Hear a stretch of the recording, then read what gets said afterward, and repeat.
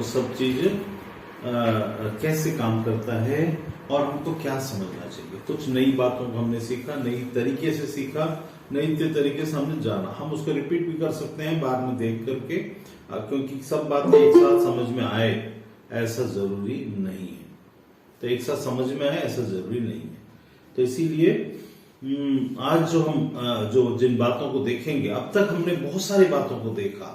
अंतिम दिनों में परमेश्वर ने कहा कि वचन जो है वो क्या हो जाएगा, दुविधा, मतलब ऐसा होगा कि मिलेगा नहीं।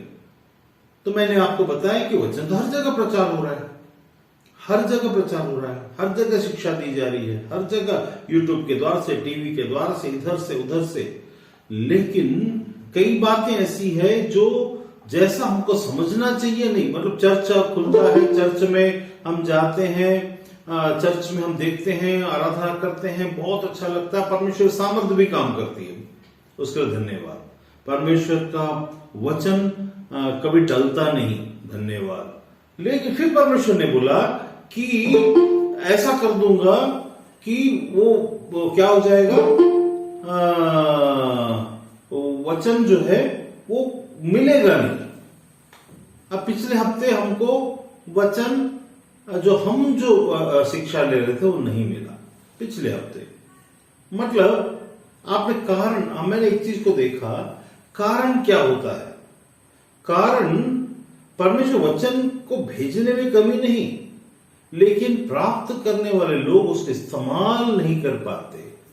जब कभी भी परमेश्वर कोई वचन या चीजों को भेजता, परमेश्वर वचन कैसे काम करता है।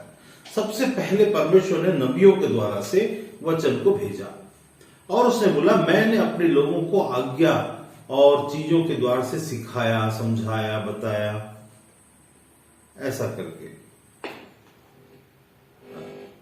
आवाज आ रहा है? हाँ, मैंने ऐसा समझाया, सिखाया, बताया, ऐसा करके उसने बताया। उसके बाद उसने अपनी आत्मा, अपने पुत्र के द्वारा से, अपने पुत्र को संसार में भेजकर उसने हमसे बातचीत करने की कोशिश की। परमेश्वर सारी बातों को समझाया, पुराने नियम से समझाता आया। यीशु आया, यीशु आकर के गया, फिर से आऊंगा बोला, फिर वो अपने वचन के द्वारा से आज बात करने की कोशिश करता है। लेकिन जब बात करने की कोशिश करता है तो हम अपने इच्छा के अनुसार, हमको फायदा होना चाहिए। फायदा क्यों नहीं होना चाहिए, मेरा पूछना यह है कि फायदा क्यों नहीं। परमेश्वर वही बोलता है, आपको परमेश्वर के वचन से क्या फायदा लेना बुरी बात है। परमेश्वर बोलता है कि फायदा लेना बुरी बात नहीं है।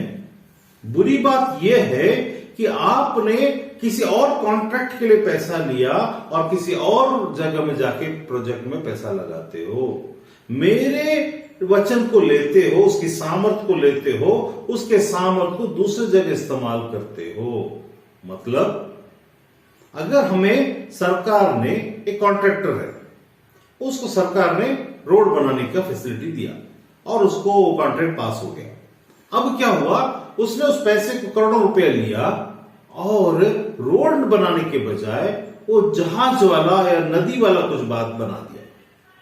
सरकार खुश हो जाएगा, अरे वाह तूने तो बहुत अच्छा काम किया।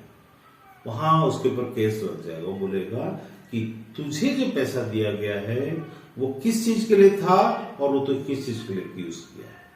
वैसा ही परमेश्वर का वचन सामर्थ को लेकर के आता है, पर्पस को लेकर के आता है, अभिषेक को लेकर के आता है। हर एक की जिंदगी में हर एक प्रकार की बातें वहां पर नियुक्त होती हैं, लेकिन उस चीज को लेकर परमेश्वर से ले तो लिए, लेकिन अपने तरीके से, अपने लिए या अपने लोगों के लिए या अपने नाम कमाने के लिए या अपनी बुद्धि के अनुसार से अगर हमने कुछ भी वहां पर किया, उसका जवाब हमको परमेश्वर को देना है। अगर मुझे यह कहा गया है कि तू पास्टर है और मैं अपने आप को प्रॉफिट बोलूं, या तू प्रॉफिट है और मैं अपने आप को पास्टर बोलूं, या उसके अनुसार से अगर मैं काम करूं, तो इसका मतलब हुआ कि तुमने परमेश्वर के वचन का बेजा इस्तेमाल किया है। बेजा इस्तेमाल मतलब व्यर्थ इस्तेमाल किया है, वेस्ट इस्तेमाल किया है, तुमने उसको वेस्ट किया है।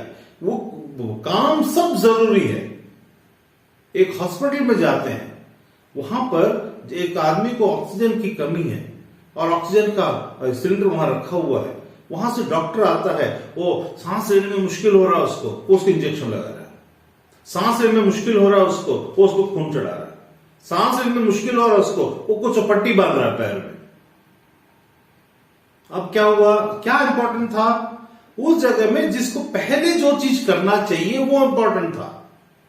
मतलब अब ऐसा इसके साइड में रखिए, इसके साथ एक और चीज देखिए, संसार में जब अभी तक जो कुछ भी समस्या आती गई, वो देखिए कैसे परमेश्वर हमारे निकट पहुंचता जा रहा। शैतान क्या करता था? लोगों को लड़ाता था। कैसे लड़ाता था? तलवार मारते थे और 6 बजे होता था, युद्ध खत्म हो जाता था। उसके बाद बुद्धि से लड़ने लगा, उसके बाद में अभी छुप करके वार करवाता है। अब क्या कर रहा है मालूम है? सीधा गला पकड़ रहा है, सीधा के पकड़ रहा है। क्या बोल रहा है? हमको चोक कर रहा है। कैसे? वह कोरोना वायरस जब से आया, शैतान चोक करना शुरू कर दिया। अब सीधे सीधे गले पकड़ने की तक नौबत आ गई। पहले गुस्सा आ रहा था, फिर उसके बाद धीरे से कुछ करने की कोशिश कर रहा था, करते करते देश के लोगों की गले को पकड़ना शुरू कर दिया। सीधा उसको गुस्सा आ गया है। तो वो क्या करने की कोशिश कर रहा है? जब वो फिजिकली अगर हम इन चीजों का अगर देखें, सांस सबसे इंपॉर्टेंट है। आप पानी के बगैर रह सकते हैं, लेकिन ऑक्सीजन के बगैर, हवा के बगैर 1 मिनट भी नहीं रह सकते। अब उसे कहां पहुंच गया? गैस्पिंग, लंग्स में पहुंच गया। और आपको गैस्पिंग मतलब क्या हुआ कि अंतिम दिनों में चीजें सामाजिक दृष्टिकोण से ये भी एक चिन्ह आ गया है कि अब समय नहीं बचा है। अब हमको परमेश्वर को और परमेश्वर चीजों को खेल खेल में नहीं लेना है। परमेश्वर से एक जगह लिखा, मैं अपनी वचन को ले जाकर किसको समझाऊं? कौन है जो इसको समझ पाएगा? क्या दूध पीते बच्चों को समझाऊंगा? किनको समझाऊंगा? किनके बारे में मैं किससे जाके बात करूंगा? उनको तो समझ ही नहीं है, वो तो समझ पा ही नहीं रहे।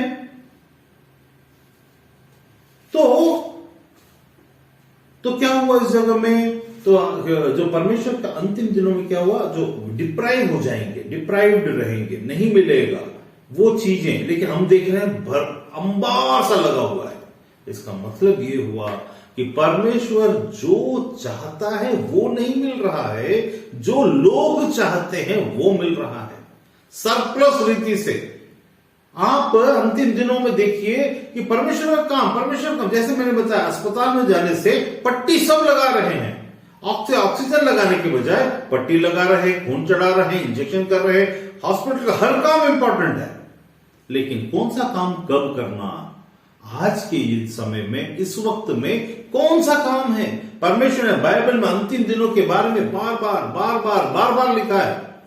वो समझाने की कोशिश करता है, वो बताने की कोशिश करता है कि असल में क्या हो रहा है। ये समय आ गया है, कोरोना आने के द्वारा से हमारा गला पकड़ा जा रहा, हमको सांस लेना मुश्किल कर रहा है। ऐसा पहले कभी नहीं हुआ इतिहास में। जितना भी, यहां तक कि मूसा के जमाने में भी सांस को रोकने तक की बातें नहीं आई थी।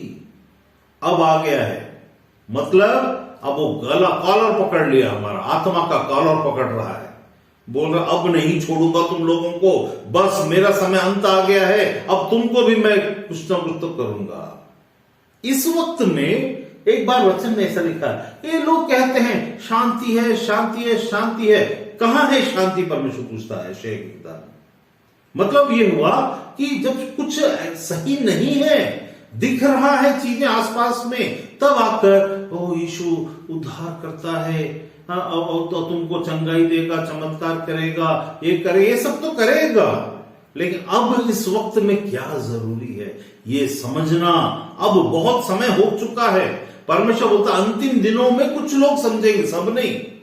एक मेरे झुंड के लोग हैं जो समझेंगे, सब नहीं समझ पाएंगे परमेश्वर की बातों को। बहुत सारे समय से पहले चले जाएंगे, कुछ लोग समय पर रहेंगे लेकिन इस्तेमाल नहीं हो पाएंगे। तो वैसा अंतिम दिनों में क्या हो रहा है? जब कभी हमारे साथ अच्छाइयां होती है, हमको अपने साथ हुई अच्छाइयों को बताने में भी शर्म आता है। हमको अपने ऊपर ही, जब मान लीजिए मेरे साथ कोई अच्छा हुआ है तो, या फिर परमेश्वर मेरे साथ कुछ अच्छा किया है, उसको सोचने के लिए भी मैं नेगेटिव सोचना शुरू कर दिया।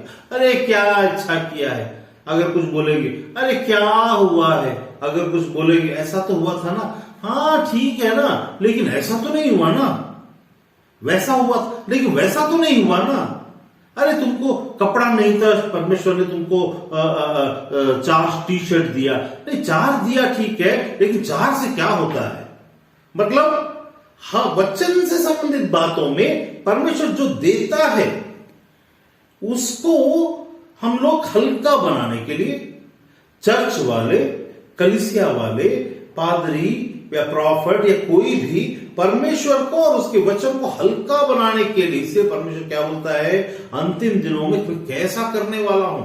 मेरे साथ निकालिए यशायाह की किताब, उसका 8वां अध्याय, उसका 14वां वचन, 14। यशायाह 8:14 वह शरण स्थान होगा, परंतु इज़राइल के दोनों घरानों के लिए ठोकर का पत्थर और ठेस का चट्टान, और यरूशलेम के निवासियों के लिए फंदा और जाल होगा। देखिए फिर से पढ़ता हूं उसको, ये सिर्फ इज़राइल में नहीं होने वाला है, पूरा इस वक्त में इज़राइल कैसे फंसेगा और हम कैसे फंसेंगे, इस संसार के लोग कैसे फंसेंगे, यहां के लोग क्यों नहीं समझ पाएंगे कुछ बातों को। वहां लिखा है वह शरण स्थान होगा, परंतु शरण स्थान होगा,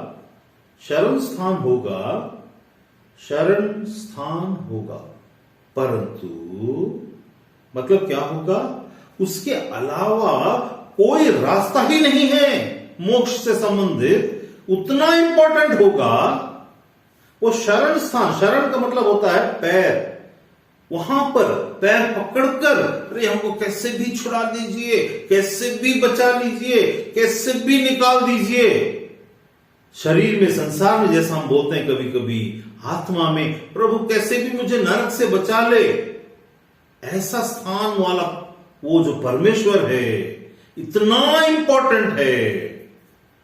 लेकिन वही उसके अपने लोगों के लिए, कैसे लोगों के लिए, देखिए वहां लिखा है परंतु शरण स्थान होगा, बट उसमें इंग्लिश में लिखा है 8 के 14 में, he will be a sanctuary, but वो शरण स्थान है, उसके अलावा आत्मा की दुनिया में रास्ता नहीं है। आप जय इसकी बोलो, जय उसकी बोलो, जय यीशु बोलो, या जय किसी को बोलो, जय खुद की बोलो, तो भी रास्ता उसके सिवाय सच्चाई में नहीं है। तो भी बट वो हमको मालूम है, बट क्या होगा, इज़राइल के दोनों घराने, मतलब पूरा इज़राइल, यहूदा और इज़राइल, दोनों घरानों के लिए ठोकर का पत्थर, ठेस की चट्टान और यरूशलेम के निवासियों। अब देखिए 2 भाग में बांट दिया है। वहां लिखा है, एक ध्यान दीजिए बहुत इंपॉर्टेंट है, और यही यहां पर भी है। परमेश्वर ने बोला चेलों को, तुम यरूशलेम में ही ठहरे रहना, इज़राइल में ठहरे रहना नहीं बोला। इसलिए यरूशलेम को मैं यहां पर इंपॉर्टेंस दे रहा हूं, यरूशलेम में ठहरे रहना।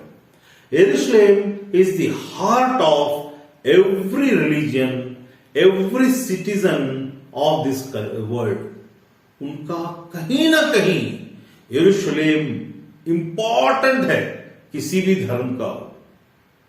अब क्या हो गया देखिए, कुछ साल, अभी 2 साल पहले इज़राइल का कैपिटल जो टेल अवीव था, अब क्या बन गया है, यरूशलेम बन गया है। इंपॉर्टेंस आ गया है। अब देखिए यहां पर क्या है, पहली बार इजराइल की बात करता दोनों घराने, फिर बात करता है यरूशलेम, मतलब इजराइल के अंदर का कैपिटल यरूशलेम। वहां के लिए क्या है, हमारी जिंदगी में जब यीशु ने जब चेलों को बोला था, क्या बोला, यरूशलेम में ठहरे रहना। इजराइल में ठहरे रहना बोला नहीं, कहां ठहरे रहना, यरूशलेम में ठहरे रहना, वहीं रहना इंपॉर्टेंट। हमारे जिंदगी में हमारी आत्मा हमारे यरूशलेम है। ये शरीर के हार्ट हमारे यरूशलेम है, इंपॉर्टेंट कैपिटल। इस आत्मा प्राण शरीर और लोग और रिश्तों में हमारी आत्मा हमारे यरूशलेम है। ये इजराइल है दुनिया, और ये आत्मा हमारे यरूशलेम है। आत्मा के लिए अगर रुकना है तो शरीर में ये इंपॉर्टेंट है, हार्ट, ये हार्ट का पंपिंग, वो हमारे यरूशलेम है। ऐसा मानकर चलिए। अब क्या होगा, आपका दिल और आपकी दुनिया, परमेश्वर के लोग जब चुने जाते हैं, वो परमेश्वर के लोग जो इजराइल को देश में पहुंचाना जब बोला जाता है, तो वो परमेश्वर की योजना को दिखाता है। अब यहां पर परमेश्वर बोल रहा है, देखो वह शरण स्थान होगा। कौन शरण स्थान होगा, वो जो पुत्र आएगा। आगे में पुत्र का जिक्र किया गया, 9 के 6 में पुत्र के बारे में बोला गया। वो पुत्र शरण स्थान होगा, उसके अलावा कोई चारा नहीं होगा। लेकिन वही क्या होगा, दोनों घरानों, अब बताओ, मूसा को पकड़कर, मूसा को चुनकर, मूसा के द्वारा इजराइल को मिस्र से छुड़ाकर, उसको मिस्र में ले से बाहर निकालकर इजराइल में लाकर, वहां बसाकर, वहां वो गुलामी करने के बाद, वहां बात नहीं मानने के द्वारा, बहुत कुछ करके, फिर वहां से निकाले जाने के द्वारा, उस समय यीशु का आना, फिर उनका रिजेक्ट होना भी होकर किए। उसके बाद फिर दोबारा इजराइल बना, फिर दोबारा यीशु आएगा, तब भी रिजेक्ट का बात करेंगे। तो रिजेक्ट का बात जब करेंगे तो क्या हो जाएगा, उस जगह में देखिए अब क्या बोलता है, हमारी जिंदगी में भी यही होने वाला है। आगे में परमेश्वर बोलता है कैसे काम करूंगा। यहां लिखा है वह शरण स्थान होगा, परंतु इजराइल के घरानों को के लिए ठोकर का पत्थर। सीधा सीधा किसी और देश का, इस यीशु से संबंधित बात में ठोकर का पत्थर का किसी और देश का जिक्र नहीं है फिलहाल इस जगह में। ठेस का चट्टान, ठोकर का पत्थर, ठेस का चट्टान, और यरूशलेम के निवासियों के लिए फंदा और जाल होगा। फंदा और जाल हमारे लिए भी है। कैसे, हमारे सामने संसार है, हमारे सामने, आप लोग कैमरा भी बंद कर सकते हैं, ऐसा कुछ नहीं। हमारे सामने ये भी है, फंदा भी है, हमारे सामने जाल भी है। हमारी जिंदगी में जैसे इनके लिए यीशु फंदा था, हमारे लिए भी यीशु फंदा होगा और जाल भी होगा। जहां पर जैसा विश्वास की बात आई, वहां पर डर की बात भी आएगी। आपको हिचकना होगा, आपको आपके सामने में ऐसा जाल। अभी पिछले दिनों में मैडम स्कूल में किसी के पास वहां छत्तीसगढ़ में गए थे ऑफिसर के सामने, तो उनको अचानक वो ऑफिसर ने मैडम को ऐसा बोलने लगे। मैडम मतलब जो भिलाई में जो प्रिंसिपल मैडम को बोलने लगे कि मैडम एक काम करिए, मैडम से बोलिए ना, और क्या बोलने के लिए, हरिओम बोलने के लिए। तो मैडम हरिओम बोलिए ना, मतलब वो सोच रहे हैं वो फंदा और जाल बिछा रहे हैं। मैडम ने बोला हाँ हरिओम। हरिओम है मैडम, आपने हरिओम बोल दिया? तो बोले क्यों, इसमें क्या है? तो बोले नहीं वो कुछ नहीं। तो मैडम क्या बोली मालूम है, हरिओम का मतलब होता है दुख को हरने वाले, ओम का मतलब होता है ईश्वर। दुख के हरने वाले ईश्वर को आप लोग हरिओम करके बोलते हैं। दुख के हरने वाला ईश्वर असंग कौन है? किसी ने दुख को हरा नहीं, दुख देके गया। कोई भी जो भगवान आया वो दुख देके गया, किसी को मारा और किसी मतलब अब मान लीजिए एक दुश्मन है, उसको बहुत तंग कर रहा है, उसको मार दिए तो उसका जो घर वाले जो लोग हैं उनको दुख हुआ कि नहीं हुआ? उनके जो परलोक रिश्तेदार है उनको दुख हुआ कि नहीं हुआ? वो कोई भी हो XYZ, चाहे वो श्रीलंका से कोई हो, चाहे कोई और कोई देश या सिटी से कोई हो, अगर किसी ने जाकर समुद्र में मार दिया या उसमें मार दिया इसमें मार दिया, मार कर उसने दुख दिया, एक को सुख पहुंचाने के लिए एक को दुख दिया। यीशु वो था जो किसी को मारने के लिए नहीं, वो खुद को मारा दूसरों को सुख देने के लिए। अब यहां पर क्या हुआ इस जगह देखो, तब इतना क्यों यहां जाल और फंदे की बात कर रहा हूं। यहां पर इजरायली लोगों के लिए जाल और फंदा कैसे बना यीशु? इजरायली लोगों के लिए परमेश्वर ने पुत्र को संसार में भेजा। जब भेजा तो उनको ये तुम्हें पुत्र दिया गया है, अच्छा उन इंतजार तो कर रहे थे लेकिन उनके तरीके से नहीं।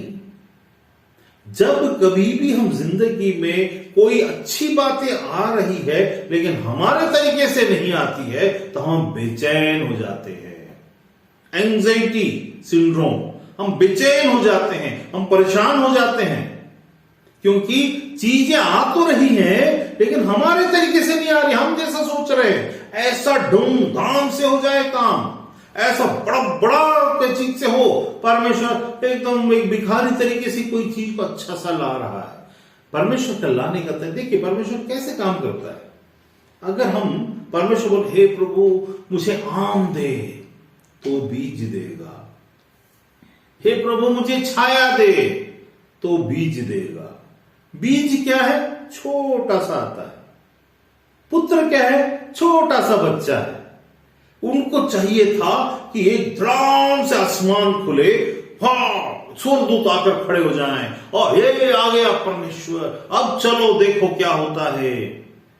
वो वाला चीज नहीं होता। हमारी जिंदगी में भी फंदा, यीशु हमारे लिए फंदा और क्या होगा? जाल होगा। लेकिन क्यों? अगर इसीलिए मैं एक बात बताता हूं कि ज्ञान अगर हमारे पास है परमेश्वर का तो हम इस फंदे में नहीं फंसेंगे। वो बहुतों के लिए फंदा होगा, वो उसको परमेश्वर परीक्षा देने के लिए नहीं भेज रहा है। ये आपकी जिंदगी में परमेश्वर कुछ अच्छा कर रहा है, आप अच्छा ले नहीं रहे हैं, आप ले लिए हैं लेकिन आप उसको लिए हैं करके आपको पता ही नहीं है। इसीलिए वो आम का पेड़ जो आपको छाया दे सकता है, वो आम का पेड़ जो आपको फल दे सकता है, वो आप बो दिए हैं, लेकिन क्योंकि वो उगा नहीं, क्योंकि अभी वो छोटा दिखता, क्योंकि उसमें समय लग रहा है, आपके अंदर में बेचैनी होती है। और जब बेचैनी होती है तो आप अपनी चीजों को इतना बड़ा समझने लगते हैं, अपने रिक्वायरमेंट्स, अपनी इच्छाएं, अपनी बातें इतनी बड़ी हो जाती हैं कि आपके सामने में जो फंदा है वो आपको दिखाई नहीं, आप उसमें फंस जाते हैं। ये अपने आप से फंसने वाला फंदा। देखिए यीशु जब जन्म हुआ, लूका रचित सुसमाचार उसका 2:34, लूका 2:34, इसमें क्या लिखा है? क्या लिखा है? तब शिमशोन ने उनको आशीष दे। शमौन कौन था? एक बूढ़ा था। जब मरियम बच्चा जन्म होने के बाद मंदिर में गई तो एक बूढ़ा वहां पर बैठा हुआ था, भविष्यवक्ता टाइप का था। तो उसको परमेश्वर ने बोला जब तक कि तू अपना उद्धार को नहीं देख लेगा अपनी आंखों से, तू ना मरेगा। वो आदमी जब उस बच्चे को देखता है तो क्या बोलता है? देख। तब उसने उनको आशीष देकर उनकी माता मरियम से कहा, देख वह तो इज़राइल में बहुतों के गिरने और उठने के लिए एक ऐसा चिन्ह होने के लिए ठहराया गया है जिसके विरोध में बातें की जाएंगी। जिसके विरुद्ध में परमेश्वर ने वैसा ही भेजा है। आप कुछ भी करो संसार में, कुछ जाति, कुछ धर्म, कुछ बातें, उनका और किसी और कारण से उनको परेशान किया जाएगा कि आप मारते हो, पीटते हो, लेकिन जब यीशु की बात आएगी, उसका कुछ नहीं करने पर भी उसका नाम ही आपकी जिंदगी में और आपके समाज में और आपके देश में और संसार में उसका नाम नहीं चाहिए, क्योंकि वो उसके साथ आएगा। लेकिन जीतेगा कौन? क्योंकि वही राजा है, वही प्रभु है, सबको झुके से लिखा है परमेश्वर हर एक को झुकाएगा।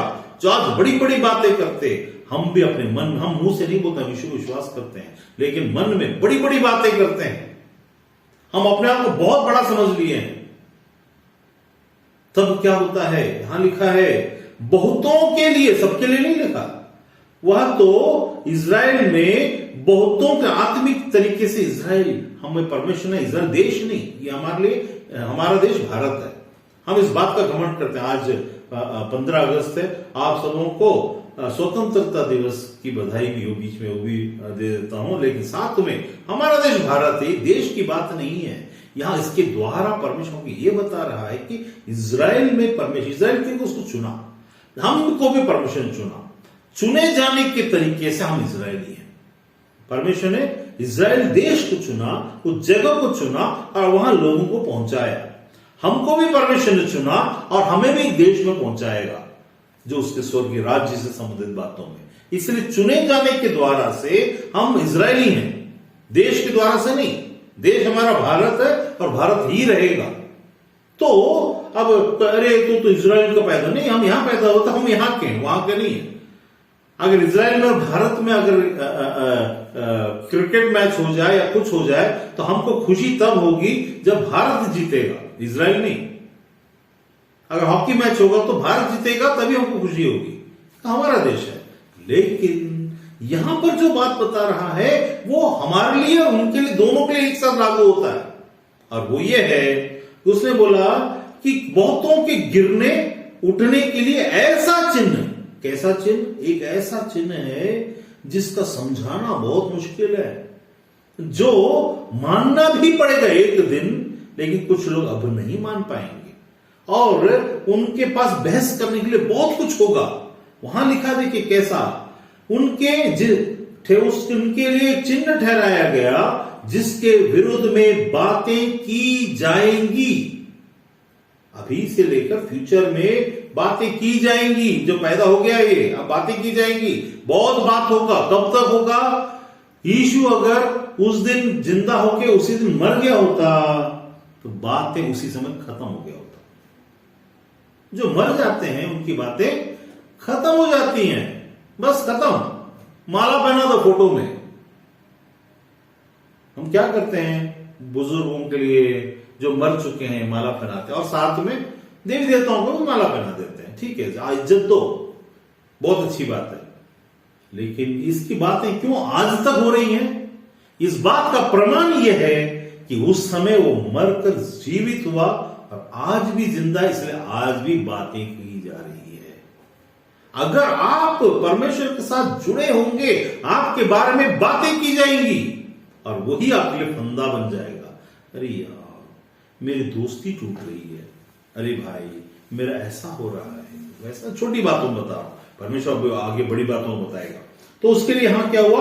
उसके विरुद्ध में बातें की जाएंगी, वरन तेरा प्राण भी तलवार से वार पार छिद जाएगा। इससे तो बहुतों के हृदय के विचार प्रकट हो जाएंगे। बहुत सारे विचार, आपको बात बताता हूं, परमेश्वर विचारों को प्रकट करवा देता है। God exposes what is in your heart.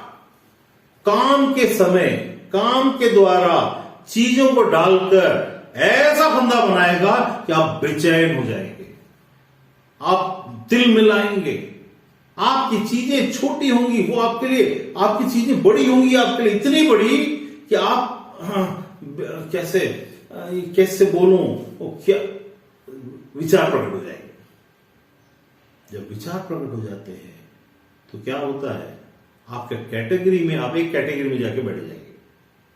परमेश्वर बोलता है, आप अपने आप में भी आपको समझ में आ जाएगा मेरे विचार क्या है, मैं कौन हूं, मैं कौन से ढोंग में जी रहा हूं और असल में मैं क्या सोच रहा हूं। जब नौबत आती है हमेशा हम अच्छे हैं, हम अच्छे हैं, हम अच्छे हैं, हम अच्छे हैं, हम अच्छे हैं, ये यहां तक बोलना ठीक नहीं, यहां तक तो सब बोलते हैं। जब चीजें आएंगी वहां पर कोई ऐसा फंदा, यीशु मसीह को मानने वाले लोगों, आप इजरायली चुने हुए हो, इजराइल आत्मिक इजराइल, और उसमें आपके लिए भी सेम चीजें हैं। अब इजराइल के लिए क्या होने वाला है? अब एक झूठा मसीह आएगा।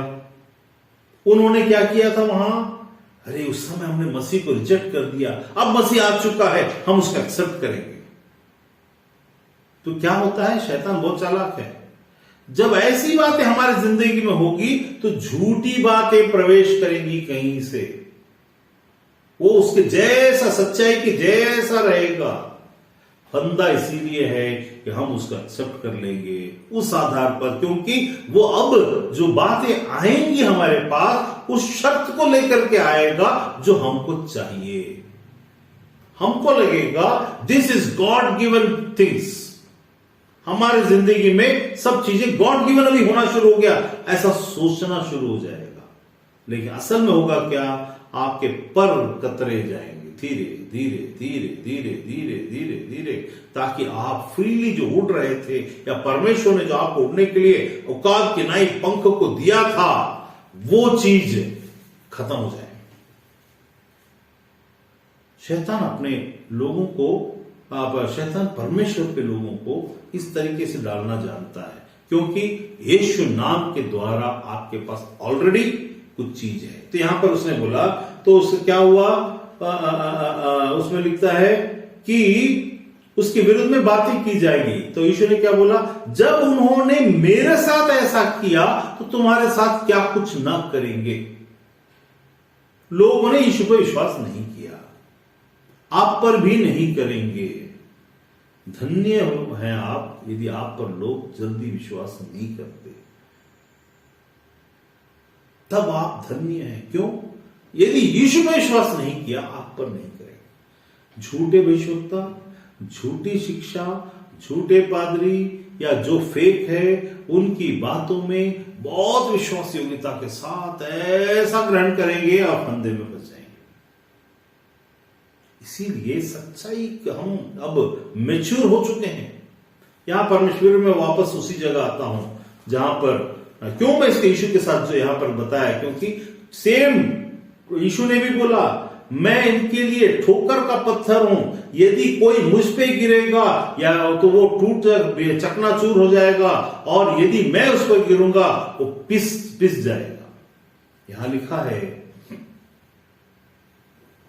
तब 14 यशायाह 8 का 14 में, वह शरण स्थान होगा, आपको पता होगा वही सब कुछ है, आपको पता होगा उसके सिवा कोई दूसरा आत्मा की दुनिया में नहीं, संसार में भी वो ऐसी बातों को देश के द्वार से प्रूव करके दिखाएगा। इजराइल के दोनों घराने, मतलब बुद्धि और हृदय, मन और ये हार्ट, ये दोनों में, दोनों घराने फंदे में फंसेंगे। चालाकियों के द्वारा, चीजों के द्वारा ऐसा लगेगा कि आपको कोई नहीं पहचानता, आप फट से फंस जाएंगे, क्योंकि आप जीवित परमेश्वर के अधीन, आप कोई मुर्दा परमेश्वर के अधीन नहीं है जिसको आप जान डालते हो और आप पूजा करो, ऐसा नहीं है। वो ऑलरेडी जीवित है। आपका सौभाग्य है कि आप इस संसार में रहते हो, ऐसे परमेश्वर को जानते हो जो जिंदा है। और वो क्या बोलता है उसमें, फिर 15 में लिखा, बहुत से लोग ठोकर खाएंगे। जहां यीशु की बात, यार हर जगह यीशु यीशु क्या, ऐसा ऐसा वैसे क्या, क्योंकि उसको कोई पसंद नहीं करता, उसको पसंद नहीं किया जाएगा। जहां कहीं भी पसंद कर, थोड़ा पसंद करेंगे तो बाकी बोलेंगे लेट्स कॉम्प्रोमाइज यार, लेट्स कॉम्प्रोमाइज। लेकिन परमेश्वर का वचन और परमेश्वर की बातें कॉम्प्रोमाइज के लिए नहीं है। इसीलिए मुश्किल है, आप आसान मत समझो। यीशु के साथ चलना मुश्किल है, बहुत आसान नहीं है, क्योंकि उसको बातें की जाने वाली बातें हैं। आपको विश्वास करने में, अगर आपके अंदर में विश्वास नहीं तो कोई बात नहीं, विश्वास नहीं तो विश्वास के लिए प्रयास करिए। यहां लिखा है और बहुत सारे लोग ठोकर खाएंगे, वे गिरेंगे और चकनाचूर हो जाएंगे, वे फंदे में फंसेंगे और पकड़े जाएंगे। They will be caught up. कैसे कॉट अप? अब अभी जो भी फॉल्स धर्म को पालन करते हुए, जैसे इजराइल के लोग, अभी हम यहोवा को मानते हैं, हम परमेश्वर को मानते हैं, हम परमेश्वर को मानते हैं, जैसे ही एक झूठा नबी आएगा, हाँ यही हमारा नबी है बोलकर फंस जाएंगे। तो यीशु क्या बना उनके लिए? बंदा बना। पहले जब आया था तो बच्चा बनकर आया था, अब जब आएगा तो राजा बनकर आएगा, लेकिन वो जो आएगा उसको लोग राजा बना देंगे। वैसा ही हमारी जिंदगी में अब आगे वहां वो सेम चीज हम ऐसा करते हैं। अब 16 में लिखा है चितौनी के पत्र बंद कर दो, मेरे चेलों के बीच शिक्षा पर छाप लगा दो।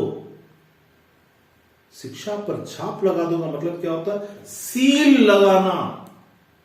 चितौनियों को बंद कर दो मतलब परफेक्शन में ले आओ।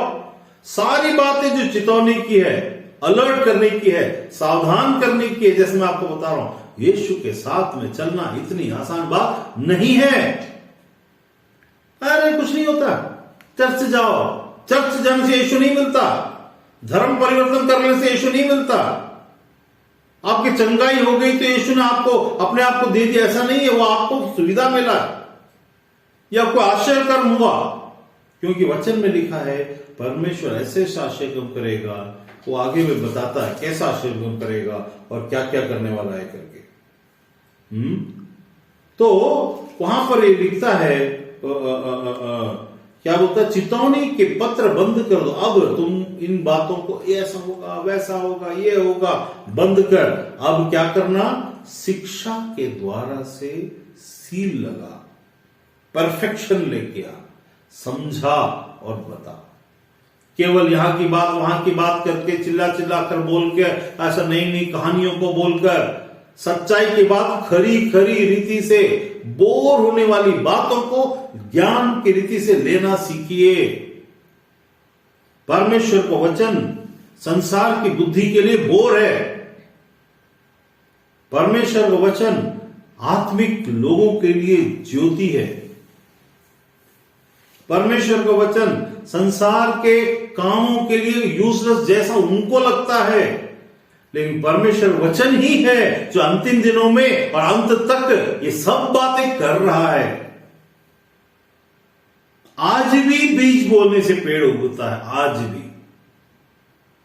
अभी भी। यो इस बात का प्रमाण है कि परमेश्वर वचन आज भी वही कर रहा है। आज भी वो सूरज उग रहा है, आज भी डूब रहा है। तो परमेश्वर वचन आज भी कर रहा है। उनको समझ में नहीं आता, उनकी समझ मत मारी गई है, उनकी समझ ठंडी कर दी गई है। तो यहां लिखता है मेरे चेले। चेले कौन? यहां पर मेरे चेले कौन? क्योंकि यहां तो यीशु तो था नहीं इस जमाने में, यशायाह जब था तो। चेले वो जो परमेश्वर को जाने, चेले वो जो परमेश्वर को माने। वहां लिखा है चितौनियों का पत्र बंद कर दो। अब अलर्ट करना बंद कर दो। अलर्ट के पीछे में मत रहो, क्योंकि यहां क्या लिखता है आगे में? बंद और शिक्षा की छाप लगा दो। उसके बाद 18 में लिखा है मैं और जो लड़के यहोवा ने मुझे सौंपे हैं, उसी सेनाओं की यहोवा की ओर से सिय्योन के पर्वत पर निवास किए रहता है। इजरायलियों के लिए चिन्ह और चमत्कार है। और जो इजरायलियों के लिए चिन्ह और चमत्कार है, मतलब कैसा चिन्ह और चमत्कार? कैसा वाला चिन्ह वहां पर दिखाने वाला है? ऐसा वाला चिन्ह जिससे हम चकित हो जाएंगे, मतलब पनिशमेंट। जब कभी भी परमेश्वर की ओर से कोई चिन्ह और चमत्कार हमें चकित करता है, वो हमको पनिशमेंट दे रहा है। चकित किसको करना चाहिए? अन्य जाति को करना चाहिए। अरे वाह, परमेश्वर ने ऐसा काम किया, आगे जाके फंदे में फंसोगे। आपको ये बातें मालूम होनी चाहिए कि आपकी जिंदगी चिन्ह और चमत्कार के लिए बना हुआ है। इसका मतलब क्या है मालूम है? इसका मतलब यह है कि आपके अंदर का विश्वास कभी मरना ही नहीं चाहिए। आपका विश्वास ऐसा होना चाहिए जिसके द्वारा आप ये कहें कि ये तो होगा ही ना, परमेश्वर जिंदा है ना, परमेश्वर सामर्थ्य है ना, ये तो होना ही है। आपके द्वारा आपको चकित हो रहा होने की नौबत आ रही है तो आपका विश्वास मर चुका है। क्योंकि जिसका विश्वास जिंदा है वो मनुष्यों के कहने और मनुष्यों के उकसाने की जरूरत में नहीं पड़ेंगे, वरन उनकी जिंदगी में हर बात परमेश्वर की बात एकदम साधारण सी होती चली जाएगी कि उनको पता है कि उनका जिंदगी ही बना है चिन्हों और चमत्कारों के लिए।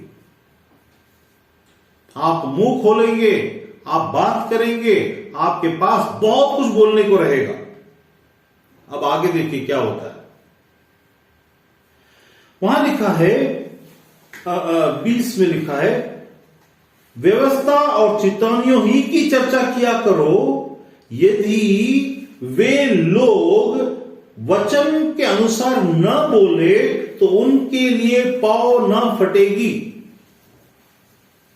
मतलब व्यवस्था और चेतावनी, व्यवस्था मतलब जो परमेश्वर के नियम है, परमेश्वर की बातें हैं, परमेश्वर का ज्ञान है, परमेश्वर की सामर्थ्य है, परमेश्वर की अच्छाइयां हैं, परमेश्वर ने जो किया या परमेश्वर जो कमांड दिया उनसे संबंधित चेतावनी। देखो हम परमेश्वर सन्मुख में हैं, उस बात में हम बोर ना होकर, उन बातों में हम सजग रहकर अपनी आत्मा को, अपने हृदय को, अपने बुद्धि को, जो दो दुनिया है, सजग रहकर यदि हम इनकी चर्चा किया करते हैं। मैं क्या करता हूं मालूम है? कोई ना कोई बात को जब कभी भी कहीं भी होता है तो मैं क्या करता हूं, इधर से परमेश्वर ने क्या किया था, उधर क्या किया था, ऐसा क्या किया था, ऐसा क्या किया था, सब बातों को इधर से उधर से ले। जो परमेश्वर की आत्मा की आग में होंगे वो हमेशा परमेश्वर की व्यवस्था और परमेश्वर की चेतावनियों की चर्चा किया करेंगे। उन लोगों को देख करके ऐसा लगे, अरे यार ये आदमी से जब भी जाओ तो कुछ ना कुछ, ये भयानक है, वो ऐसा नहीं करना चाहिए, वो ऐसा नहीं करना चाहिए, ये ऐसा करने से ऐसा होता, वो ऐसा करने, ऐसा कैसा, वैसा कैसा, ऐसा महसूस होगा। क्योंकि परमेश्वर की चेतावनी की चर्चा ही वो कहता है। परमेश्वर की चेतावनी की चर्चा जहां होगी वहां पर डर परमेश्वर का और परमेश्वर की आज्ञा और परमेश्वर का भय, सदा उसके बारे में चर्चा भी साथ में होगा ही होगा। उसके बगैर कैसे हो सकता है?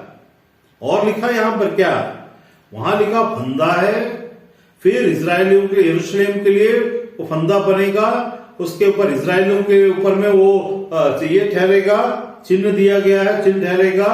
और क्या करेगा वो? ठेस का चट्टान ठहरेगा और उसके बाद वे गिरेंगे, चकनाचूर होंगे, है ना, जो नहीं मानेंगे गिरेंगे। मतलब जो ढीठ, इजरायली मतलब ढीठ, इजराइल मतलब कठोर, कि इजराइल मतलब कठोर मस्तिष्क वाले, विश्वास न करने वाले, तुच्छ टॉन्टिंग मारने वाले, बकवास बातें करने वाले।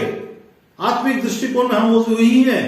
हम अगर 4 पास्टर अगर एक साथ मिल जाएंगे तो बकवास करेंगे उसके बारे में, इसके बारे में, ये क्या, वो क्या, ऐसा क्या, वैसा क्या, और उनके मुंह से जब बात सुनेंगे तो खींच के झापड़ मारने का मन करेगा, लेकिन वो पास्टर है, नहीं कर सकते।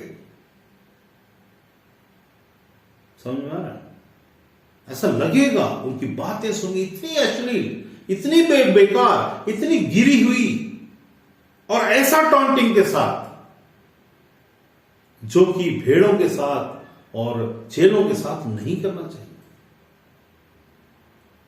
हां, परमेश्वर बोलता, देख मैं क्या करता हूं, सोटे और लाठी, एक उसकी सोटे और लाठी से हमें क्या मिलेगी? शांति मिलेगी। उस सोटे से मारेगा लेकिन शांति मिलेगी, दर्द नहीं होगा।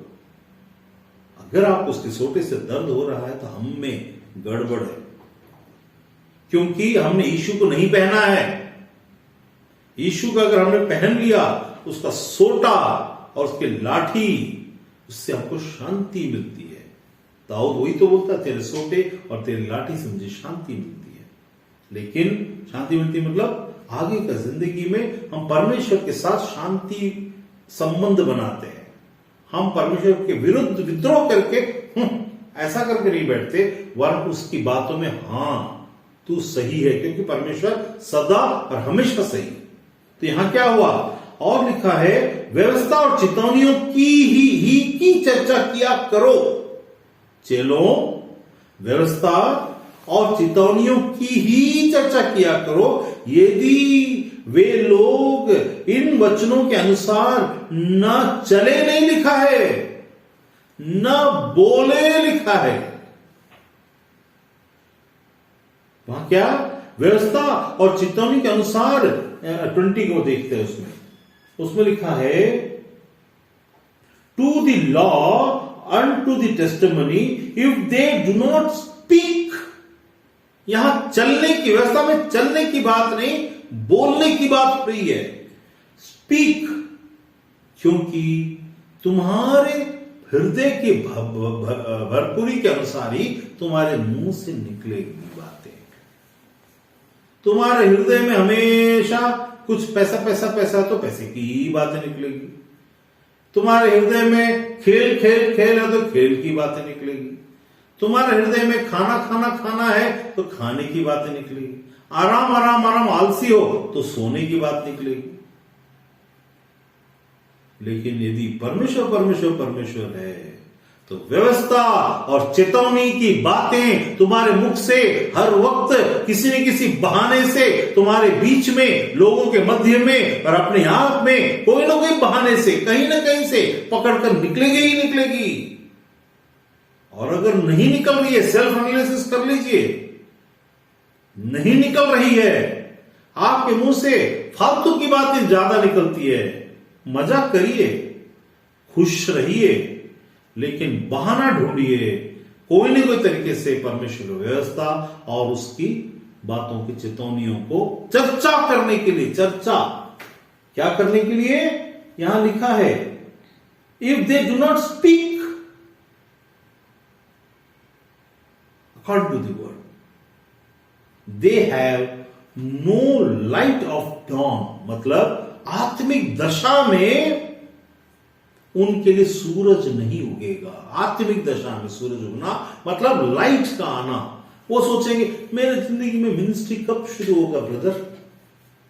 तुम्हारी जिंदगी में मिनिस्ट्री तब शुरू होगा जब तुम परमेश्वर में अपना मन लगाओगे। तुम्हारे मिनिस्ट्री में चंगाई और चमत्कार में तुम चकित होने वाली बात, अरे ब्रदर ऐसा हुआ वैसा हुआ, उसमें तुम बहुत खुश हो गए। यीशु ने भी उसी चीज को बोला, अरे इस बात से खुश ना, गलत मत करो, ये बच्चे थोड़ा ना हो, इन बातों से खुश हो रहे हो। अगर मैं अभी आपको एक लॉलीपॉप ले, ओ लॉलीपॉप लॉलीपॉप लॉलीपॉप लॉलीपॉप मिला, मैं लॉलीपॉप पूरा दूं, कौन दौड़ता है? ऐसा बच्चा दौड़ता है।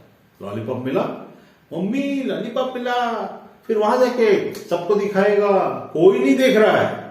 कौन देखेगा मालूम है? बच्चे ही देखेंगे। उसको लॉलीपॉप मिला लाल रंग का, मम्मी मेरे को भी वही वाला लॉलीपॉप चाहिए।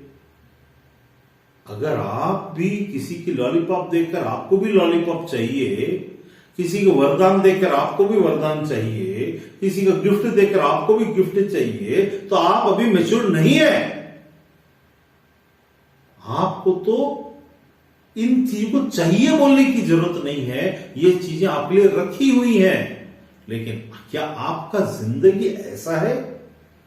क्योंकि यीशु हर वक्त, अब एक बात यहां पर बताता है, यीशु कैसे, how Jesus, not only through the name, सिर्फ नाम यीशु के द्वारा सिर्फ यहां पर परेशानी नहीं आएगी। यीशु शांति देता है, यीशु हमें चंगा करता है, यीशु हमें छुटकारा देता है, यीशु दुष्टात्मा से निकालता है, यीशु हमें उद्धार देता है, हमारा ये करता वो करता, सब कुछ करता है। हर बात में वही चीज आएगी। अगर शांति देता है तो आपके घर में अशांति होगी। क्यों अशांति क्यों होगी? क्योंकि आपका ध्यान यीशु की शांति नहीं, आपकी खुद की आराम की शांति है। जिंदगी शांति से गुजारना आपको यीशु के साथ जिंदगी शांति से नहीं गुजारना। आपको पैसा चाहिए तब आप में शांति आएगी, यहां मैं बोलता हूं यीशु चाहिए, तब आपको शांति आ जानी चाहिए, पैसा आएगा।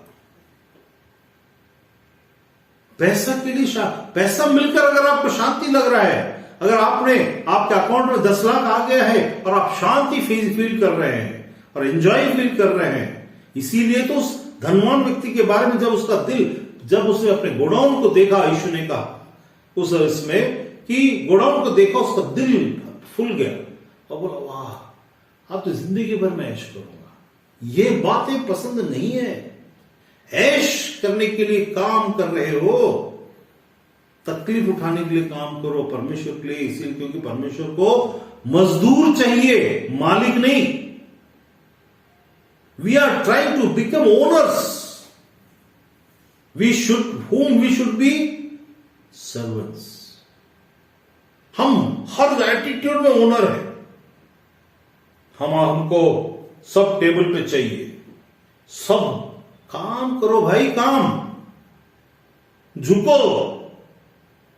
शरीर से नहीं झुकोगे, आत्मा से कैसे झुकोगे?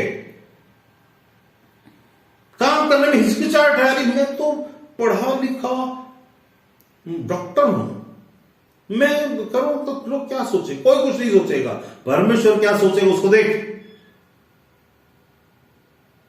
झुक। इसीलिए यीशु ने बोला, उसने झुका, अपने कपड़े उतारे और उसने पैर धोया। वो पैर बहुत गंदा था, बहुत दूर से चल के आ रहा, ऐसा नहीं। उसने दिखाया कि असल में वो क्या चाहता है। वो बोलता है काम कर, सिर्फ बकवास मत कर। मतलब क्या हुआ? यहां क्या लिखा है? एक मन की भरपूरी। आपका मुंह खुलता है तो क्या गाली निकलता है या परमेश्वर की व्यवस्था निकलती है? आपका मुंह खुलता है, चितौनी निकलता है, सावधान, ऐसा करना सही नहीं है, ऐसा सही है, ये निकलता है। यीशु आपके लिए फंदा है, यीशु आपके लिए जाल है। आप यीशु को लेकर के आराम से जिंदगी पार कर लेंगे, ऐसा मत सोचिए, फंस जाएंगे। ऐसा अगर आप सोच रहे हैं तो ऐसा नहीं होने वाला, क्योंकि आपको कहीं ना कहीं कभी, अब मैं एक उदाहरण बताता हूं। एक आदमी था, प्रभु का दास था वो, लेकिन बड़ा ही इरिटेटिंग टाइप का था, मैं नाम नहीं लूंगा। तो कई साल पहले, 20-25 साल 30 साल पहले की बात है, तो मैं उस आदमी से मिलना नहीं चाहता था और एक मीटिंग में चला गया। हार्वेस्ट चर्च में मीटिंग था, तो मीटिंग में सब ऐसा पूरे लोगों को बैठा के, कम से कम 2-3 हजार लोग थे, वो एक भी कुर्सी खाली नहीं दिख रहा था। तो मैं सोचा मन में, अरे यार एक भी कुर्सी खाली नहीं है। वो आदमी का नाम हरि रख लेते फिलहाल के लिए, वो नाम नहीं है लेकिन बता रहा हूं, हरि रख लेते हैं। मतलब वो हरि के बाजू में जाके मुझे नहीं बैठना है ना। तो पूरा भीड़ भरा हुआ था और एक आदमी आया वहां से ना, वो मेरे पहचान वाला पास्टर आए ना, पास्टर ट्रेजरर्स करके थे। वो आ करके आइए लेके गए, ये कुर्सी खाली है। अच्छा ऐसा है क्या? ऐसा मैं अंदर जाते हुए जाके बैठ गया। बैठने के बाद ऐसा पलट कर देखा, जो हरि मैं सोच रहा था नहीं बैठना चाहिए, वही वहां पर बैठा था। उतने भीड़ में, उतने लोगों के मध्य में एक ही कुर्सी खाली है और मेरे लिए रखी हुई है, और जो से मैं वचन की जगह में आ रहा हूं, जिससे मुझे नहीं मिलना मन में है, वही बैठा हुआ है, इरिटेटिंग पर्सन। परमेश्वर बोलता है उसी को झेलना मैं तुम्हें सिखाऊंगा। जो आपकी जिंदगी में चीज अजीब सी है, जिसको आप नजरअंदाज करते हैं, आप जो उसको पसंद नहीं करते, वही चीजें परमेश्वर आपको निकाल के, इसीलिए आप जिससे ज्यादा लगाव रखते हैं, क्या आपको कार से बहुत ज्यादा, अरे मेरा कार ऐसा हो जाएगा, मेरा कार वैसा हो जाएगा है, उसमें आपको लगे फंदे में फंसा देगा, आपको पता ही नहीं चलेगा। आपका बच्चा है, अरे मेरा बच्चा ऐसा हो जाएगा, वहां आके फंदे में फंसा देगा। आपकी मम्मी है, आपकी डैडी है, आपके दोस्त है, आपके भाई है, आपका मकान है, क्या है, मेरा जमीन मेरा जमीन मेरा जमीन मेरा जमीन मेरा जमीन करते रहेंगे, जमीन में आके फंदे में फंसा देगा। याद रखिए, हम हमारी कमजोरी कोई भी ना हो ये बेहतर है। ऐसा तो होकर नहीं सकता कि ना हो, लेकिन ऐसी चीजें ना जो मटेरियल है, या कोई इंसान है, किसी के लिए कोई उसकी पत्नी, किसी के लिए उसका अरे मैं अपने बच्चे से बहुत प्यार करता हूं, हे प्रभु उसको कुछ नहीं होना चाहिए, उसी को होने वाला है, ऐसा प्रार्थना मत करिए। क्या आप परमेश्वर को सिखा रहे हैं कि उसको नहीं होना चाहिए प्रभु? आप शैतान को रास्ता बता रहे हैं। आप कभी कभी क्या बोलते हैं, कल मैं आनंद से बात करते समय एक वो आनंद बता रहा था ऐसा कि वो जो होमगार्ड था तो वो उसके साथ में एक पीसी था, पुलिस कांस्टेबल, लोग रात को गश्त दे रहे थे।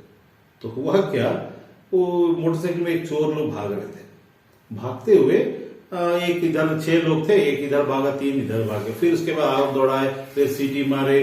तब इस समय मोटरसाइकिल चलाते हुए तो सामने बैठ कर मोटरसाइकिल चला रहा था उसका पीसी, उसको बोला कि काम करो, एक जगह है ऐसे घूम के जाओ, दौड़ के आएगा, हम वहां उसको पकड़ लेंगे, वो उधर लाइट मत मारना। वो आदमी क्या किया, सीधा उसके मुंह पर लाइट मार दिया, वो गुलेल निकाल के ऐसा मार के वो भाग गया आदमी। तो कहने का मतलब क्या, कई चीजों में है ना हम लोग क्या कर देते हैं, सामने वाले को, वो आदमी लाइट वहां नहीं किया होता तो सामने वाला फंसता नहीं, हम उसको इशारा दे देते हैं। वो पुलिस वाला पीसी क्या किया, उसने उसको लाइट दिखा के इशारा दे दिया, उसको खुद को भी दिखा दिया हम यहां हैं करके, चुपचाप जाता और घूम के जाता ना। तो कहने का मतलब क्या, जब हम प्रार्थना करते हैं तो गलत गलत गलत गलत प्रार्थना करके अपनी मुसीबत मोल लेते हैं। हे प्रभु मेरा बच्चा मेरे लिए बहुत इंपॉर्टेंट है, मेरे बच्चे को तो कुछ नहीं होने देना, हे परमेश्वर। ऐसा आप सोच रहे हैं, ऐसा बोलने से परमेश्वर आपकी सुन रहा है, ऐसा कुछ भी नहीं है। आप नहीं बोलेंगे तो जो परमेश्वर आपको बच्चा दिया, क्या उसको संभालेगा नहीं? हे प्रभु मेरी बीबी, उसको ऐसा होना चाहिए, ऐसा करना चाहिए, मेरी बीबी को ऐसा मत होने देना, वैसा मत होने देना। आप ही बीबी आपको छोड़ के भाग जाएगी, ऐसा मत करने दीजिए, या आप बीमार पड़ जाएंगे। अब तक कुछ नहीं हुआ था, अब होना शुरू हो जाएगा, क्योंकि आपकी परीक्षा आप खुद अपने मुंह से मांग रहे हैं। क्योंकि आपने क्या किया, यीशु नामक चट्टान, जो चट्टान है, जो पिस सकता है, उसको तुच्छ जाना और अपने आप को बड़ा जान लिया। आपने मांगा, है प्रभु मेरे पति को सुधार दे, आपका पति अब नफरत करना शुरू कर देगा। परमेश्वर सुधारेगा कि तुमको सुधरना है? तू अगर उसकी बातों को झेल लेगी तो वो सुधर जाएगा। कल ही मैं राधिका से बात करते उसने बोला, पापा आपने एक बात बोला था 4 साल पहले, एक आदमी, एक मेरी फ्रेंड सहेली थी, उसका पति उसके पास आता नहीं था, वो उससे मिलता भी नहीं था, और 15 दिन 20 दिन 1 महीने में एक बार आता था, ऐसा कुछ था। तो आप बोले थे नहीं अभी मार्च महीने के बाद से उसको सब सही हो जाएगा। तो उसका मार्च महीने के बाद से आना शुरू कर दी, तब से अब रेगुलर आता, अच्छे से देखता, सब कुछ करता है, अब कोई प्रॉब्लम नहीं है। कैसे? वहां प्रार्थना में बोला, तो प्रभु, उसने बोला पास्टर ब्रदर आप प्लीज प्रार्थना करिए। मैंने प्रार्थना नहीं किया, मैंने परमेश्वर पर विश्वास किया, क्योंकि वहां पर ये सब ये छोटी छोटी बातें हैं। कौन सी बातें प्रार्थना की जाती है? अपने खुद के सुधार के लिए भी, हे प्रभु तू मुझे सुधार। मार पड़ेगा रोज, सुधारेगा कैसे? अगर मैं पीता हूं रोज, और अपने पापा के पास जाके बोलता, पापा मुझे सुधारे, ए लो मत पी, कमरे में बंद कर, खाना मत दे इसको, तब तो सुधरूंगा ना। ए प्रभु आत्मिक जीवन में मुझे बढ़ा। अरे बढ़ना तेरे को है कि मेरे को है? तू पढ़, तू प्रार्थना कर आत्मिक जीवन में बढ़ने के लिए। हे प्रभु आत्मिक जीवन मुझे बढ़ा, प्रार्थना मत करिए। आत्मिक जीवन में बढ़ने के लिए परमेश्वर से बात करिए। यहां क्या हो गया? यीशु हमारे लिए फंदा हो गया। शांति, प्रेम, माफ करना नहीं हो पाएगा। मैं तो ऐसा करती ही रहेगी, मतलब हम नहीं उसको माफ कर दी, कितने बार करो, करती रहेगी ऐसे तो जिंदगी भर भुगतूं क्या? करता रहेगा ऐसा तो प्रयास ही नहीं करते। आपकी जिंदगी की चीजें जिसको आप इंपॉर्टेंट बोलते हैं, उसी में आप फंसोगे। अगर आपको डर लगता है मेरे को पैसा कहां से मिलेगा, अगले महीने क्या होगा, कैसा होगा, वही डर आपको आके सताएगा और उसी में आपका नुकसान होता जाएगा। आपका डर नहीं, अगर परमेश्वर है तो आपका विश्वास उस चट्टान की रीति से हो जो इज़राइल का चट्टान है, जो उनके लिए तो फंदा है, उनके लिए तो ठोकर का कारण है, हमारे लिए हमारा यीशु ठोकर का कारण न हो।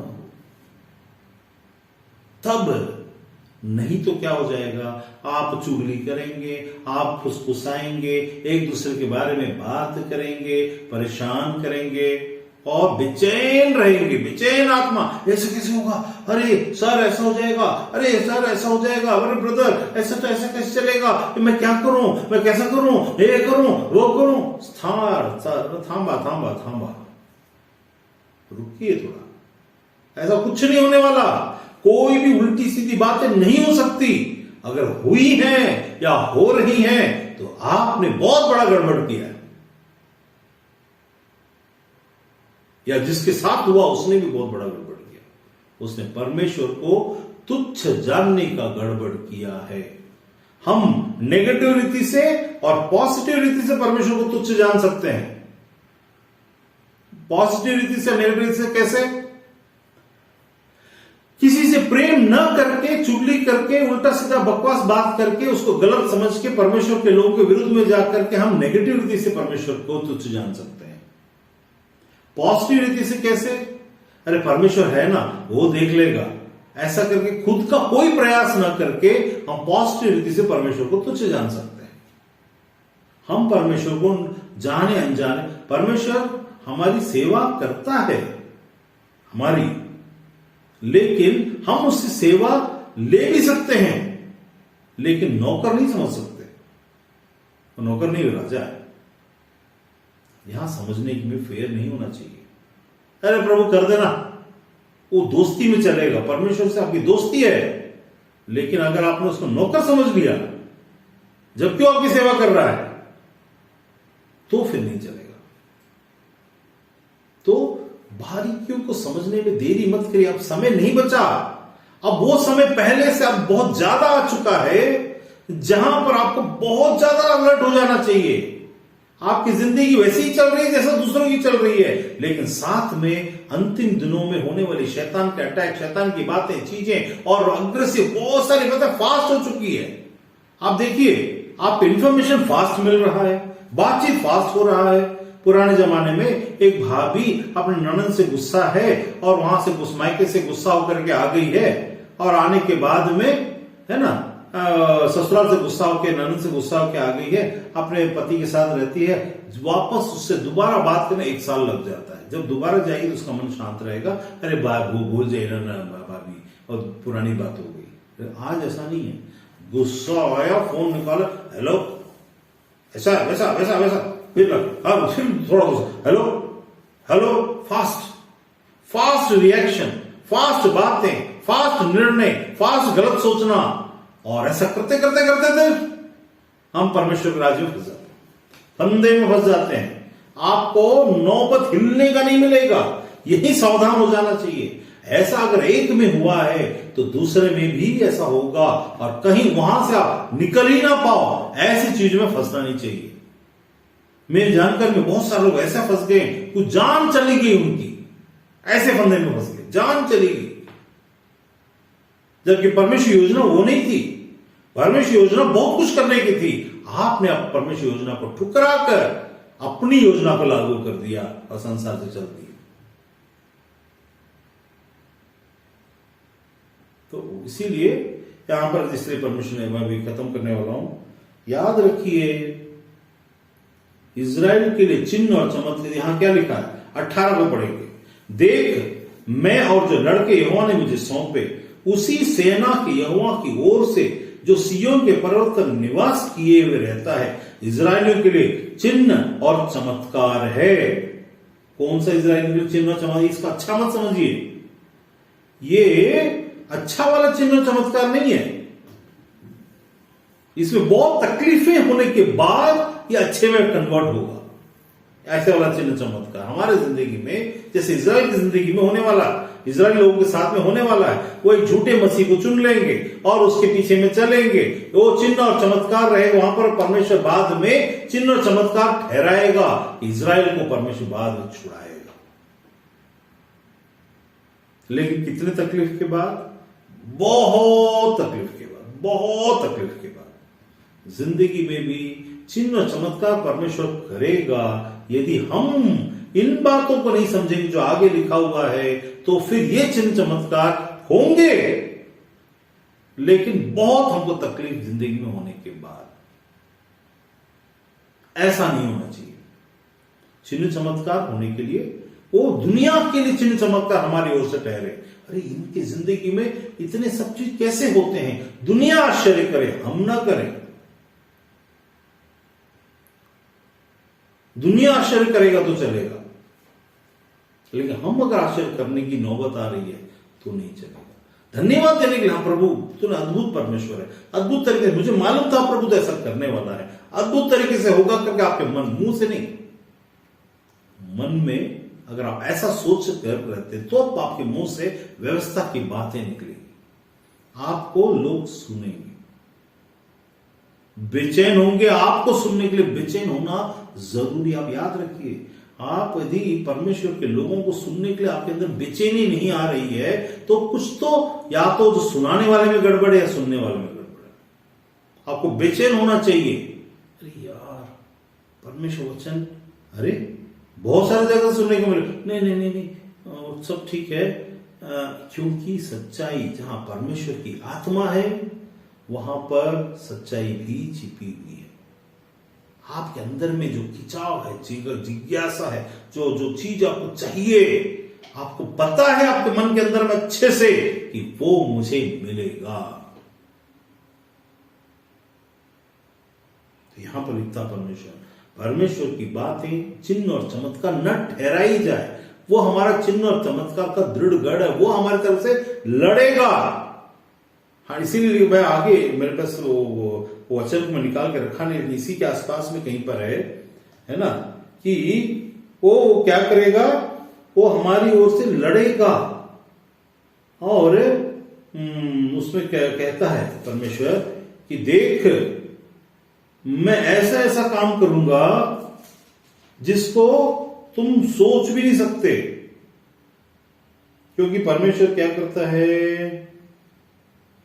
मैं बाद में निकाल कर आपको बताऊंगा कि क्या है वो चीज, है ना, कि अभी तो फिर वो बहुत लंबा हो जाएगा। हाँ क्योंकि फिर बच्चे लोग ही लौटेंगे। हाँ, तो इसके बाद क्या बोलता है, अंतिम इसमें लिखा है 9वें अध्याय में लिखा, अंतिम दिनों में ये जो भी बातें हो रही हैं, परंतु 9वें अगर आप आगे जाएंगे तो अंतिम दिनों में, अंतिम दिन हमारे दिन, मतलब जो 2000 साल से शुरू हुआ पहला दिन था, अभी दूसरा दिन, हम तीसरे में प्रवेश करने जा रहे हैं। दो दिन हो चुका है, लास्ट डे आ गया, अंतिम के अंतिम छोर में आ गए। दुनिया के हिसाब से, लाखों दिन के हिसाब से यह अंतिम समय था, अभी अंतिम सदी था, अंतिम दिन में पहुंच गए, लास्ट डे, थर्ड डे में हम आ गए ना, 2 भी खत्म हो गया, अब 2021 में आ गए, थर्ड डे में प्रवेश कर लिए। 2 साल के बाद 3 साल की ओर हम आगे बढ़ रहे हैं, मतलब 3 दिन की ओर। तो इस समय में बहुत अब बुद्धू लोगों की जरूरत नहीं है। ये जो चर्च जाकर गाना गाकर चुपचाप बैठ करके, रिलीजन फॉलो करके, धर्म को मनाकर, कपड़ा पहन कर, केक खा के, है ना, अंडा ईस्टर में बांटकर, ये नहीं, ये सब गया जमाना। अब परमेश्वर के साथ जुड़कर दुनिया को दिखाना, दुनिया देख कर, ये जिंदा परमेश्वर है। ये तो इजराइल के ऊपर अनुग्रह, भी जो इजराइल के साथ चल रहा है वो अनुग्रह का समय है। इजराइल को परमेश्वर ने वचन के द्वारा बोला था कि मैं तुम्हें स्थिर करूंगा, तुम्हें सिर नहीं वरन पूंछ नहीं वरन सिर बनाऊंगा, वो बना दिया। फिर भी वो नहीं मानेंगे, और अंत में फिर लोग, तो हम फिर भी अगर नहीं मान रहे कुछ बातों में, याद रखिए हमारे जिंदगी के बहुत से हेड्स हैं, हर क्षेत्र में वो हमारा प्रभु हो। 4 क्षेत्र में है और 3 क्षेत्र में नहीं, तो 3 क्षेत्र आपको गिरा देगा। आपके हर क्षेत्र में वो आपका प्रभु। तो यहां पर लिखा कि व्यवस्था और चितावनी ही की चर्चा किया करो। यदि वे लोग इन वचनों के अनुसार न बोले तो निश्चय, यहां पर परमेश्वर क्या बोलता है, तो डेफिनेटली निश्चय उनकी जिंदगी में पौ न फटेगा। पौ न फटेगा मतलब परमेश्वर की राज्य का जो कार्य का जो सूरज है, मतलब ये परमेश्वर राज्य में रहे लेकिन उनकी जिंदगी में आरंभ जो होना है वो नहीं हो पाएगा। आप प्रयास करते रहेंगे, छोटा मोटा काम, छोटी मोटी बातें। जब मैं वही चीज देखता हूं, अगर किसी की कोई समस्या है, मैं उसको लेके मैं उसमें चिंता नहीं करता, लेकिन मुझे मालूम है कि परमेश्वर उसमें से छुड़ाएगा ही छुड़ाएगा। मैं उसको क्या करता हूं, उसके ऊपर में एक बात कहता हूं, ऐसा, उनके लिए डायरेक्ट नहीं कहता, लेकिन मैं यहां पर कहता हूं ये ऐसा हो, ये ऐसा हो, और फिर वो ऐसा होने लगता है। क्यों? क्योंकि परमेश्वर की चितौनी और व्यवस्था जब हमारे अंदर भरा हुआ रहेगा, आपका मन, इसलिए लिखा जहां तेरा धन है वहां तेरा मन भी लगा रहेगा। आपके मन में क्या है? आप हमेशा चिंता की बात करते हैं, आप हमेशा बीवी की बात करते हैं, आप हमेशा परिवार की बात करते हैं, कि आप हमेशा परमेश्वर की बात करते हैं। बीवी इंपॉर्टेंट है, परिवार इंपॉर्टेंट है, लेकिन परमेश्वर से ज्यादा नहीं। जिंदगी में उसको चालू लागू करके दिखाओ, बोलने के लिए नहीं, हाँ मेरे लिए वो इंपॉर्टेंट नहीं है, हाँ परमेश्वर इंपॉर्टेंट है, लेकिन जब लागू करने की बात आती है तो इन्हीं लोग इंपॉर्टेंट रहते। परमेश्वर तो आया गया जैसा बात हो जाता है। वो सिर्फ प्रेयर का पॉइंट रहता है और घुटना टेकना रहता है और अचानक एक जोश रहता है। जब कभी भी हिंदुओं के कोई दूसरे धर्म के लोगों के पास जाकर पूछेंगे, अचानक उन लोग धर्मी बन जाएंगे। वो कैसे बनेंगे मालूम है? उनसे अगर उनके पंडितों से पूछेंगे तो बोलेंगे वो शनि जो है वहां से इधर आ गया, 7वें स्थान में आ गया, तो क्या हो जाएगा, वो धर्मी बन जाएगा। उसके बाद वो जैसे वहां से हट जाएगा धर्मी बन चला जाएगा। ये ग्रहों के द्वारा से आने के लिए नहीं, फीलिंग के द्वारा से आने वाली बात नहीं, जोर जोर से अच्छा गाना गाने के द्वारा से आने वाली बात नहीं। यदि ये सब चिन्ह और चमत्कार, ये सब कारण है आपके अभिषेक और परमेश्वर के नजदीक जाने का, तो मुसीबत के समय में परमेश्वर वहां नहीं है आपके साथ। घटनाएं घटेंगी। कोई प्रयास करे, परमेश्वर मर्जी, अगर परमेश्वर छोड़ दिया तो कोई भी कितना प्रयास करे कुछ नहीं हो सकता। इसीलिए एंजाइटी को जगह न दे। एक्साइटमेंट अच्छी बात है, लेकिन ओवर एक्साइटमेंट ही बाद में एंजाइटी में कन्वर्ट हो जाता है। एंजाइटी अगर हो गया, अगर आप कोई एक चीज हो रहा है और आपको बहुत रोना मेरा अच्छा के लिए भी, याद रखिए आपको बहुत इंपॉर्टेंट था, यहां तक कि परमेश्वर से भी ज्यादा, क्योंकि आपने परमेश्वर के सानिध्य और जो समय है उसके एंजॉय नहीं किया। आपने परमेश्वर को नहीं समझा। अगर समझते तो जो समय आपके पास है वो आपका परमेश्वर के साथ का सबसे इंपॉर्टेंट, सबसे अच्छा समय होता। परमेश्वर के साथ का समय हमेशा घुटनों में नहीं आता है। घुटनों में, हमेशा घुटनों में जाकर के परमेश्वर के पास जाना, ऐसा नहीं है। उसने बोला मैं तुम्हें दास नहीं पर मित्र कहूंगा। वो आपके साथ साथ चलने के लिए तैयार है। लेकिन याद रखिए आसान नहीं है। ये जो आसान है बोल रहे हैं, वो इसीलिए आसान बोलते क्योंकि यीशु नाम उद्धार हो गया, ऐसा 2 सेंटेंस बोलकर बाकी सब संसारिक तौर तरीके से सोचने वालों के लिए आसान। आप में आलस्य है, आप में व्यवहार की कमी है, आपके अंदर में और कोई चीजें हैं, लालच है, आपके में नाम कमाने का शौक है।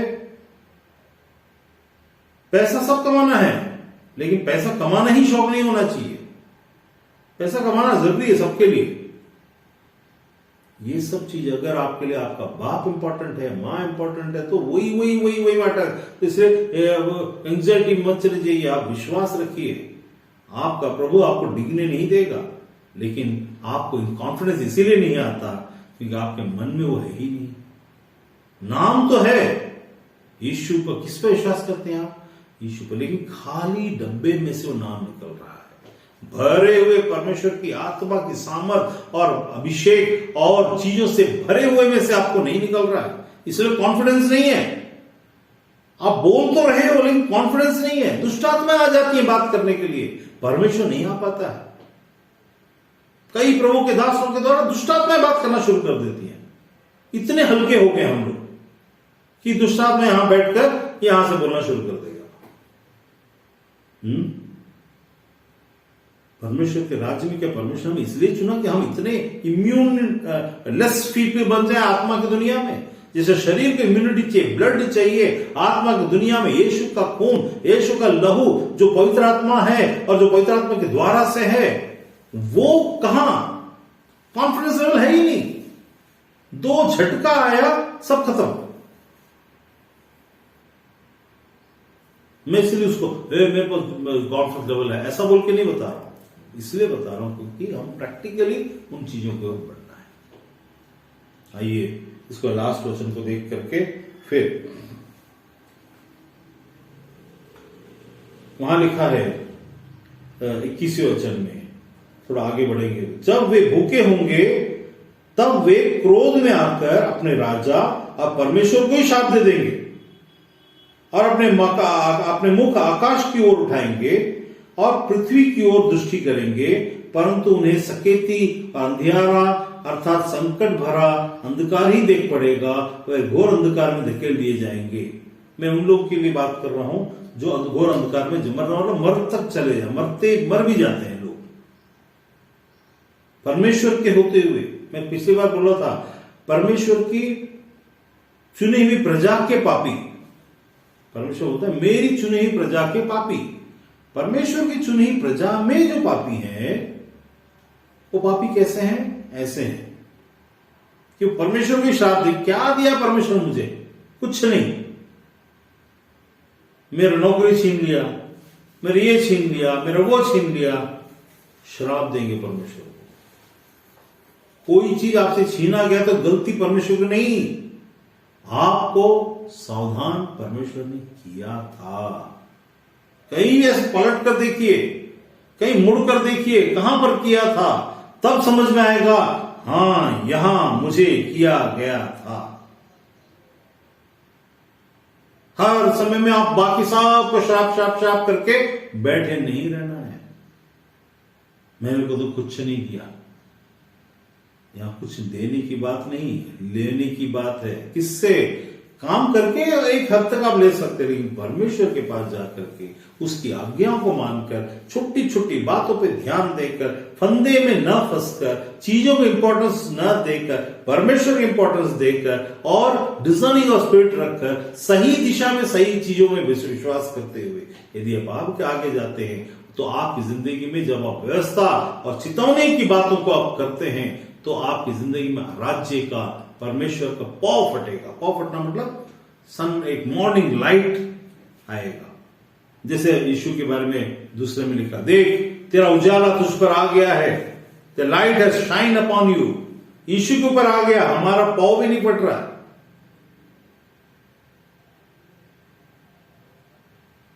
यीशु के ऊपर तो आया इसी के यशायाह की किताब में, लेकिन यहां नहीं हो रहा। तो परमेश्वर बोलता है व्यवस्था और चेतावनियों की चर्चा किया करो, talk about it. Let every word that comes out of mouth में come to an end with the discussion of God. हर चीज में तुम्हारा परमेश्वर की चीजों का जुड़ाव वहां पर हो। लोग आपको मूर्ख समझने दो, लोग आपका मजाक उड़ाने दो, लोग आपसे कुछ उल्टे सीधी बात करने दो, लेकिन आपका ध्यान हमेशा परमेश्वर की व्यवस्था और चेतावनी पर लगा रहे।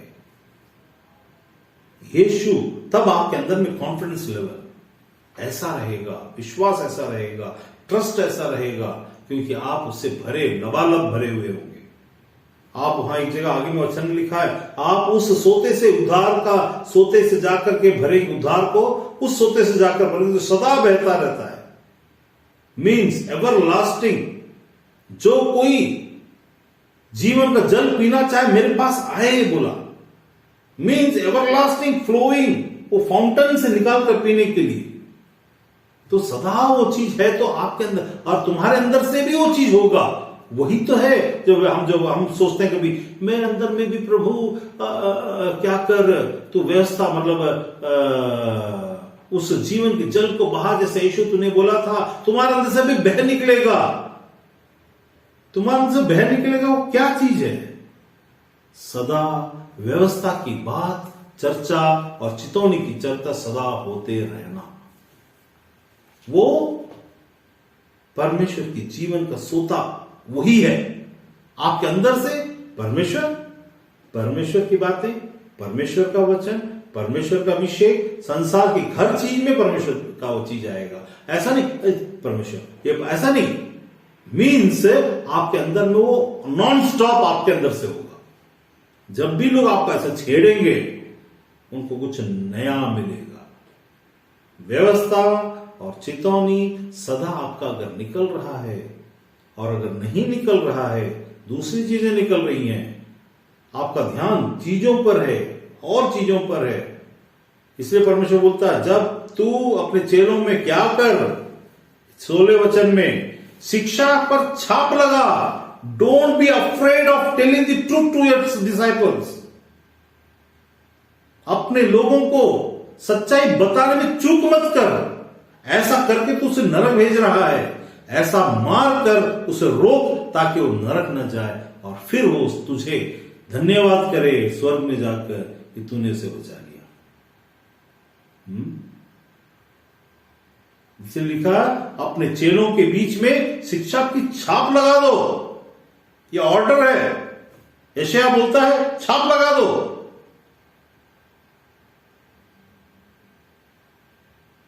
मतलब मत डरो, सच्चाई को बताओ। अरे वो क्या सोच लेंगे, वो क्या सोच लेंगे, ये सोचे वो सोचे, सब भाड़ में गया। परमेश्वर क्या सोच लेगा अगर मैं नहीं बताया तो? नहीं तो और भारी मुसीबत में जाके फंसेंगे। उसके लिए सावधान रहना। परमेश्वर आपको वचन की सुने जाने